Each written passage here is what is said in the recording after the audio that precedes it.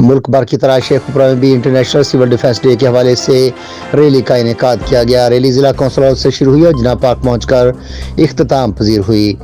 Rally میں صوبائی وزیر قدرتی آفات Mian Khalid Mahmood, deputy commissioner Rana Shakeel Aslam, additional deputy commissioner revenue Sarmad Taimur, additional deputy commissioner general Syed Musa Raza Bukhari, assistant commissioner Mian Muhammad Jamil, صدر district bar association Sheikhupura Khurram Shahzad Virk, general secretary district bar association Zulqarnain Dogar, Sarfraz Dogar, senior رہنما P T I Mian Afzal Haider, Mian Munawar Iqbal, district officer civil defence Mahmood Hussain Gill اور chief warden civil defence Chaudhry محمد الیاس گجر سمیت سیاسی اور سماجی شخصیات اور شہریوں کی کثیر تعداد نے شرکت کی۔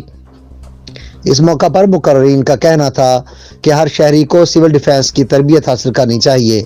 ریلی کے اختتام پر صوبائی وزیر قدرتی آفات پنجاب میاں خالد محمود نے ضلع انتظامیہ کے ہمراہ کیمپ کا بھی دورہ کیا۔ ریسکیو کرنے کے لیے، ان کی ریہیبلیٹیشن کے لیے یہ لوگ والنٹیئرز ہیں جو ان کی مدد کرتے ہیں۔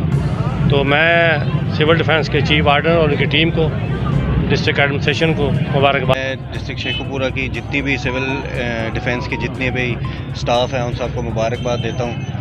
وہ سارا سال جو ہے محنت کرتے ہیں اور اویئرنیس دیتے ہیں لوگوں کو سول ڈیفنس سے ریلیٹڈ جتنی بھی ان کی ایکٹیویٹیز ہیں۔ سول ڈیفنس کے ساتھ اس واقع میں آگاہی کے لیے شامل ہوئے ہیں۔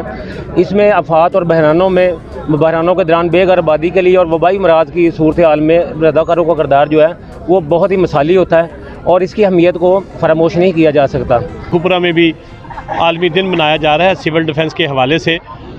آج ان کا تھیم ہے کہ آفات اور بحرانوں کے دوران بے گھر افراد کے لیے شہری دفاع کا انتظام اور وبائی امراض کے خلاف جنگ میں رضاکاروں کے کردار کو کسی صورت میں فراموش نہیں کیا جا سکتا۔